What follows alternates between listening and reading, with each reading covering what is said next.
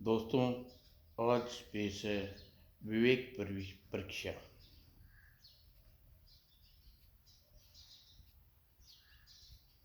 एक और चित्र दोस्तों।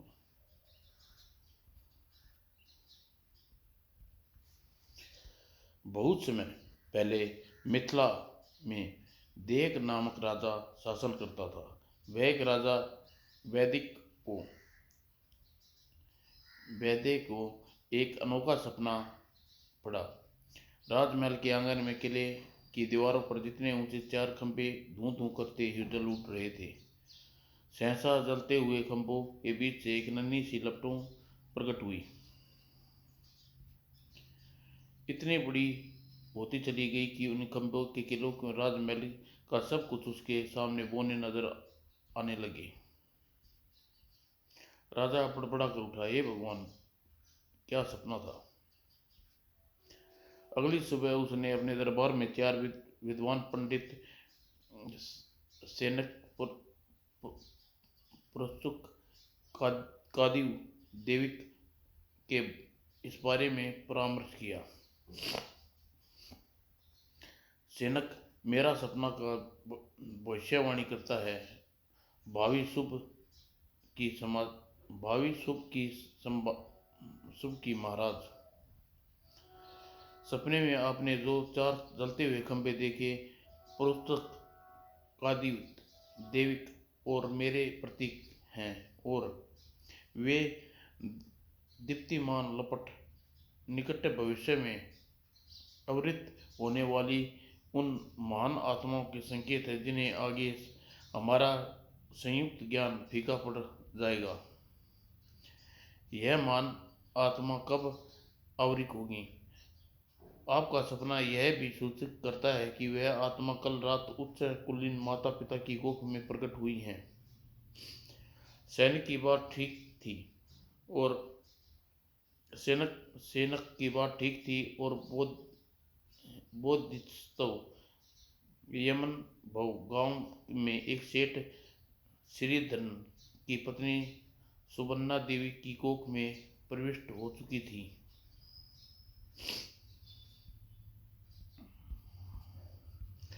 और 10 माह पश्चात सुबन्ना देवी ने एक तेजस्वी बालक को जन्म दिया। हमारे लाडली का चेहरा दिव्य तेज चमक रहा है। इसकी मुट्ठी में क्या है? जब मुट्ठी खुली, यह मात्र एक लकड़ी का टुकड़ा है। एक नवजात बच्चा स्पष्ट मुद्र स्वर में बोल उठा, यह एक जली है जिससे रोग दूर करने के रहस्य शक्ति है। पिछले 7 वर्षों में सेठ स्वांतिन बार बार पड़ने वाले सिरदर्द का दौरा से परेशान था। वह कभी सिरदर्द हुआ तो इस जड़ी बूटी का प्रयोग करके देखूंगा। अगले दिन उसे सिरदर्द जैसा दौरा पड़ा। उसने चटपट से वह जड़ी बूटी निकाली और शिला पर घिसी। उसका लेप माथे पर लगाते ही ठीक हो गया। मेरा सिरदर्द ठीक हो गया और जड़ी बूटी को पानी में मिलाकर रोगियों को बांटूंगा। और जड़ी बूटी की ख्याति चारों ओर फैल गई। फ्रांस में दूर दूर तक रोगियों की भीड़ सेठ गोवर्धन के घर में उमड़ने लगी। दवा की एक खुराक से मुझे पिछले 5 सालों की पीड़ा यंत्रणा से छुटकारा मिल गया। कहीं मैं सपना तो नहीं देख रहा? ऐसी दिव्य दवा लाने वाला बच्चा युग युग जिए। इस बच्चे का नामकरण का दिन आया। श्री धवन ने एक निर्णय किया।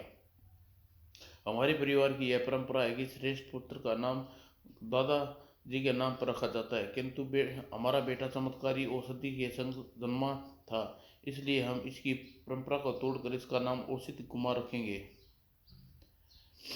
औषित कुमार गांव के बच्चों के संग खेलता खोलता बड़ा हुआ। वह उस सब से तेज और बुद्धिमान था। अभी वह उस 7 वर्ष का था कि एक दिन, औषित गलियों में तो जगह नहीं है, यहाँ कैसे खेले, चलो घर के अंदर चलें। जल्दी ही बरसात भी शुरू हो जाएगी, फिर हमें सारे समय भीतर खेलना पड़ेगा।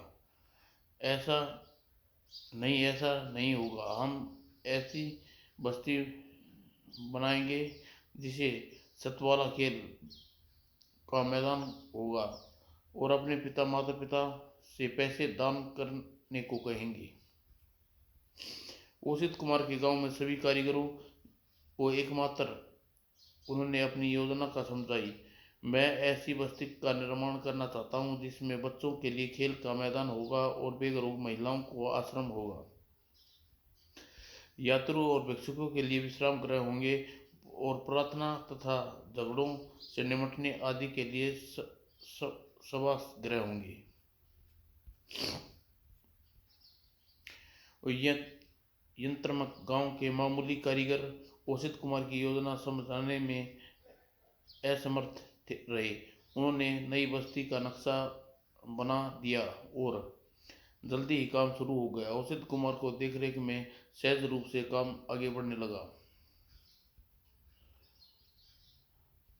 और शीघ्र ही बच्चों के लिए एक शानदार खेल का मैदान तैयार हो गया जिसके बारिश के समय भी खेला जा सकता था। निश्चित महिलाओं और फकीरों यात्रियों के लिए ओसित कुमार ने बहुत ही असीसा और यजभंग के निवासी ओसित कुमार के इतने प्रभावित हो गए कि प्राय अपने झगड़ों का निपटारे के लिए उसकी सलाह लेने लगे। एक दिन, दे मेरा बच्चा मुझे दे, यह बच्चा मेरा है तेरा नहीं। मैंने अपना बच्चा उसके हाथों में छीन लिया। यदि यह सिद्ध हो जाता है कि मैं इसकी मां हूँ, नहीं, ये तुम बच्चे की मां नहीं हो। इस बच्चे की के खींचने का प्रयत्न नहीं किया क्योंकि यह नहीं चाहती थी इसे कष्ट पहुंचे। यही बच्चे की असली माँ है। मेरे बच्चे, मेरे लाल। जब महान पंडित आगमन आगमन की भविष्यवाणी हुई तो कई साल बीत गए और इसलिए राजा वैदिक ने खोज निकालने का निर्णय किया। मंत्रियों, सारा राज्य छान डालो, यदि कहीं भी विलक्षण बालक मिल जाए तो मुझे बताइए। अच्छा महाराज। और पूर्व दिशा में जाने वाले मंत्री और यद भवन यद भजक में पहुंचा। इस शानदार बस्ती का रचना किसने की? सेठ शिविरधर्म के बेटे औसत कुमार ने। बड़े ही विद्वान आदमी होंगे वे तो सचमुच बड़ा विद्वान है, मगर प्रौढ़ व्यक्ति नहीं, 7 साल का बच्चा है। वो 7 साल का बच्चा, महाराज को फौरन ही इसका संदेश भिजवाना होगा। और महामंत्री के संदेशवाद को मिथिला पहुंचा। महाराज महाराज मंत्री जी का विश्वास है कि भौजंग में 7 वर्ष का औसित कुमार का वह बच्चा जिसकी आपकी तलाश है। हाँ, मुझे 8 वर्ष पहले ही वह सपना आया था। और पंडित सैनिक, मेरे विचार से हम औसित कुमार को मिथिला बुलाना चाहिए। मगर अगर वह यह वही महान आत्मा है जिसका विद्ता मेरे ज्ञान बढ़ा चढ़ाकर बढ़ा चढ़ाकर वह क्या होगा? वो कुछ कहना मुश्किल है महाराज। एक बस्ती की योजना भर तैयार कर लेना किसी आत्म बुद्धिता या महानता का मापदंड नहीं माना जा सकता। आप ठीक कहते हैं। महामंत्री से कहो कि औसित कुमार को कुछ दिनों के लिए निगरानी करें और उसके असाधारण बातों को देखते तुरंत सूचित करें। जो आज्ञा महाराज। महामंत्री का आज्ञा का पालन किया गया। एक दिन, अरे चोर चोर चोर चोर, हे भगवान, क्या करूं? मेरा मांस पूरी पूरी रान चली गई। आप इतने दुखी न होइए, अभी ला कर देता हूँ। औसित कुमार वायु की गति से दौड़ पड़ा। वह जब वह बाज छाया तो ठीक नीचे पहुंचा।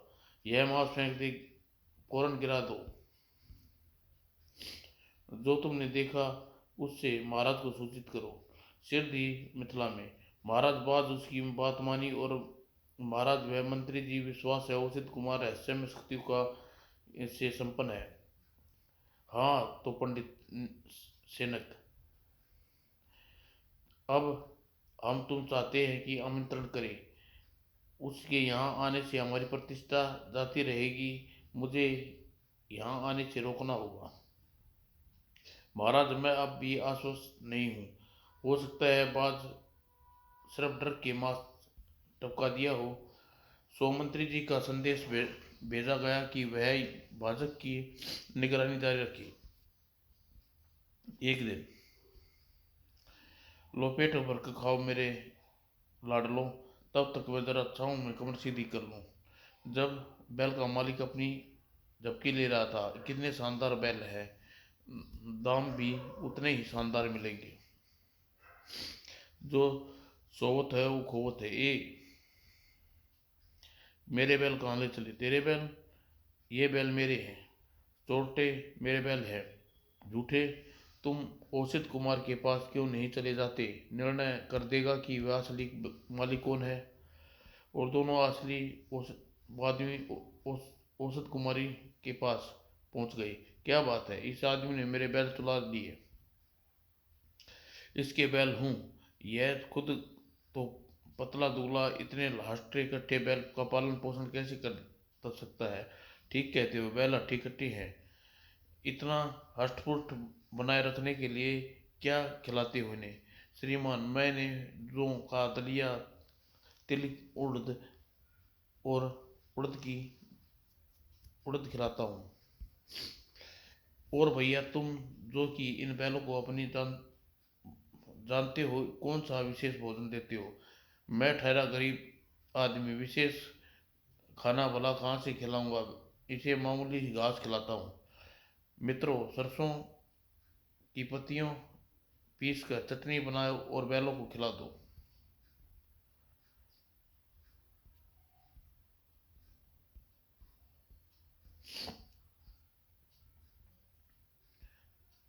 दो औरतें औसत कुमार के पास आई। तुम दोनों का दावा है सूत का गोला तुम्हारा है? हाँ हाँ। और हमारा चौकन्ना रहने वाला मंत्री सारी कार्रवाई देख रहा था। हमेशा चौकन्ना रहने वाला मंत्री। औसत कुमार ने औरत की हथेली को ध्यान से देखा। बूढ़ी औरत के हाथ खुरदरे हैं और उसके बालों में सूत के रेशे नजर आ रहे हैं। और यह औरत साफ बताते हैं कि यह शायद कोई बड़ी कड़ी मेहनत से काम करती है। तुमने ये सूत किस चीज पर लपेटा है?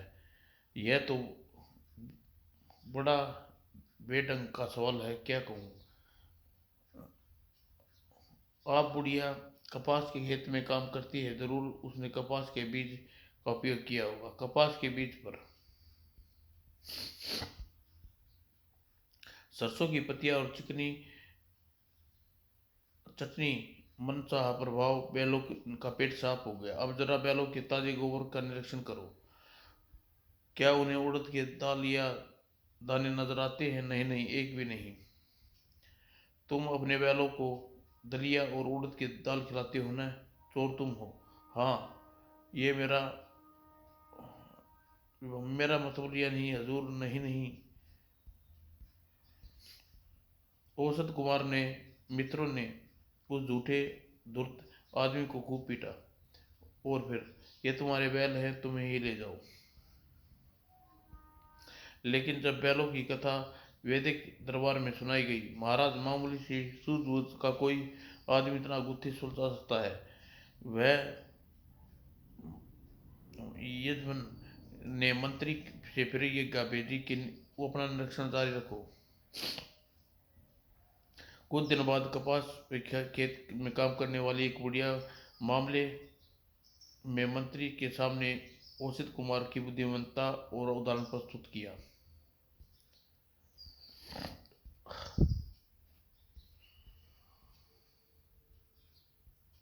ए, मेरा सूता गोल को हाथ मत लगाना।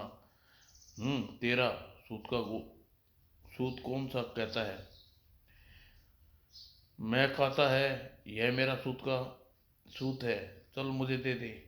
वाह, क्यों दे दूं? इसे काटते काटते मैंने अपने सुंदर कोमल हाथ बिगाड़ लिए, और तू मुझसे इसे छीनना चाहती है? दोनों औरतें औसत कुमार के पास गई। तुम दोनों का दावा है सूत का गोला तुम्हारा? हाँ हाँ। हमेशा चौकन्ना रहने वाला मंत्री कार्रवाई देख रहा था। औसत कुमार ने हथेलियों को ध्यान से देखा। ये बूढ़ी औरत के हाथ खुरदरे हैं और इसके बालों में सूत के रेशों के नजर आ रहे हैं। और इस औरत के हाथ साफ है, बताते हैं कि यह शायद कोई कड़ी मेहनत का काम करते हैं। तुम सूत किस चीज पर लपेटा है? तो बड़ा ढंग सवाल। कहाँ? बुढ़िया कपास के खेत में काम करती है, जरूर उसने कपास के बीज पर का उपयोग करा होगा। कपास के बीज पर? माँ जी, अगर यह सूत आपका है तो बताइए, इस पर लपेटा आपने? कद्दू के बीज पर। कुमार, धागा खोलो। यह बीज कद्दू का है। यह रहा आपका सूत माँ जी, यह आपका है। और यह कहानी मिथिला पंडित ने फिर यह मानना इनकार कर दिया कि औसित कुमार विक्षण बुद्धि वाला बालक है। सूत की समस्या तो एकदम साधारण थी, वो जटिल तो तब होती अगर वह बूढ़ी औरत कपास के बीज का उपयोग किया होता। इसलिए यह परिणाम निकला निकाला जा सकता है कि औसित कुमार नामक लड़का मानी किसी भी मानी मनी में असाधारण है। इस तरह मिथिला पंडित ने 7 बार औसत कुमार के बुद्धिकता को दुठलाते हुए दरबार में उसके आगे मन मन टाल दिया, लेकिन वैदिक ने दृढ़ निश्चित किया, औसत कुमार की परीक्षा मैं स्वयं लूंगा। और उसने एक छोटे से पेड़ के तना कटवा कर अपना बेलन का रूप दिया। वाह, अब इन दोनों के सिरे हूबहू एक जैसे लगते हैं। लकड़ी का टुकड़ा सेठ गोवर्धन के घर भिजवाया गया। राजा वैदिक यह जानना चाहते हैं, इस लकड़ी की जड़ और सिरा कौन सा है? और छोर जैसे ही देखते हैं, कोई कैसे कह सकता है? मैं प्रयत्न करता हूँ।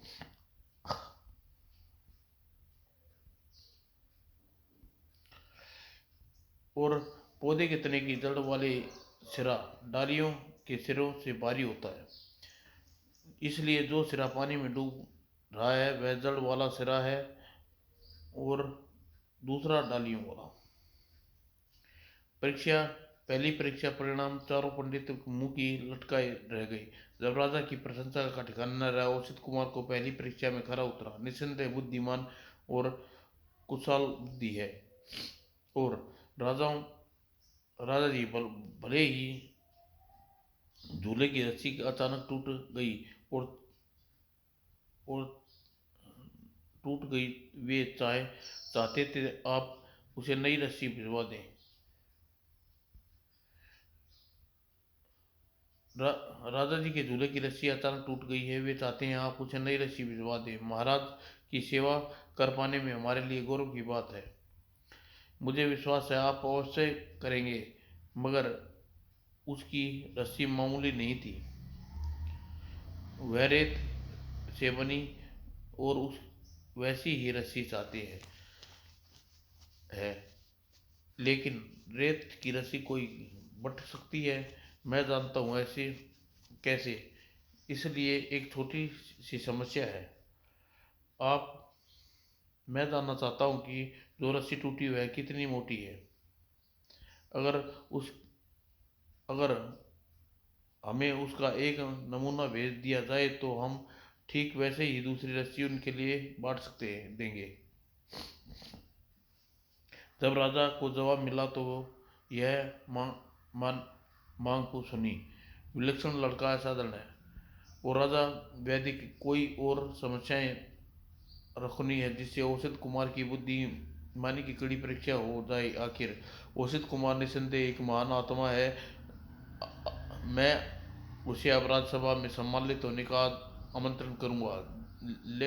लेकिन महाराज, अब मैं स्वयं जाकर उसके महान पंडित को यहाँ लेकर आऊंगा। अगले दिन राजा यज्ञवल्क्य और की ओर प्रस्थान किया, लेकिन रास्ते में घोड़े की टांग टूट गई। यह तो बुरा शगुन है महाराज, आप औषध कुमार से मिलने का विचार त्याग दीजिए। यह कोई अपशकुन नहीं, घोड़े की ठोकर लग गई। छोटी सी दुर्घटना से घबरा कर मैं औषध कुमार से मिलने का इरादा नहीं छोड़ूंगा। और मगर वह अपनी यात्रा ये कैसे करेंगे? शाही सवारी घायल हो चुकी है। चलिए राजधानी रोड चलिए, औषध कुमार को एक और पेचीदा संदेश भेज देंगे भिजवाएंगे और देखते हैं कि वह अंतिम परीक्षा में पूरा उतरता है या नहीं। और सिद्धि सेठ संवर्धन सारी घोड़ा घायल है, महाराज के लिए खच्चर या श्रेष्ठ कोई वाह भिजवा दीजिए। यह कैसी मांग है? खच्चर या उससे श्रेष्ठ वाहन?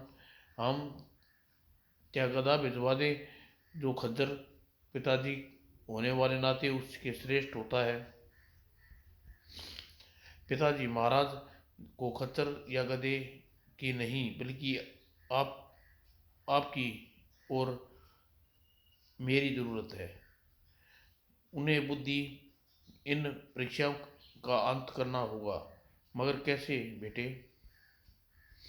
दरबार में आपका अपमान करके पिताजी, दरबार में आपका अपमान करके।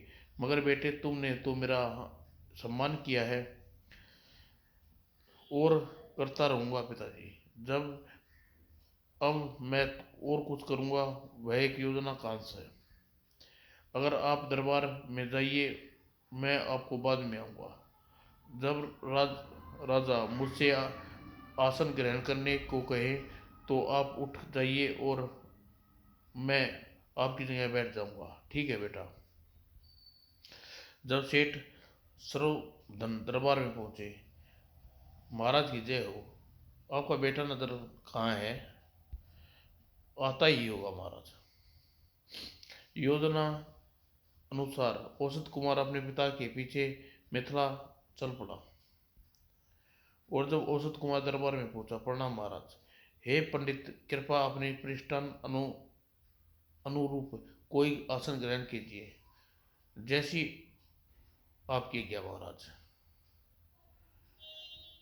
जरा देखो तो इसे। औसत कुमार के मन में तो अपने पिता के लिए तनिक भी सम्मान नहीं है और वह अपने आप को पंडित कहता है। वास्तव में और उसे गधे में कोई अंतर नहीं है जिसे अपने साथ लाया है। हा हा हा ही वो। आप सपट रुष्ट लग रहे हैं महाराज। मैं सपने में भी नहीं सोचा था कि जैसे इतना मानता था और मुझे इस तरह निराश करेगा। अगर तुम अपने पिताजी को उठाया, उसके स्थान पर बैठ गए, कैसी अनुचित बात है।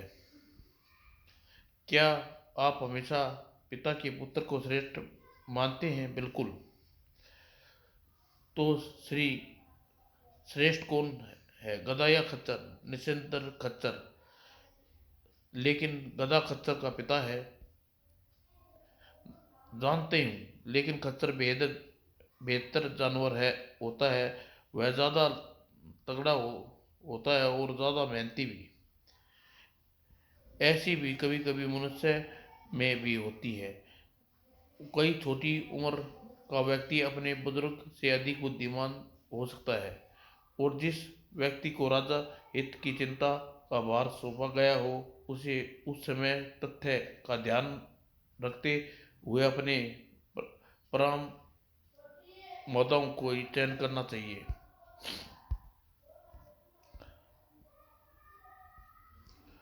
और श्रेष्ठ श्रेष्ठ धर्मन औसत कुमार को अपने पुत्र के रूप में गोद लेना चाहता था।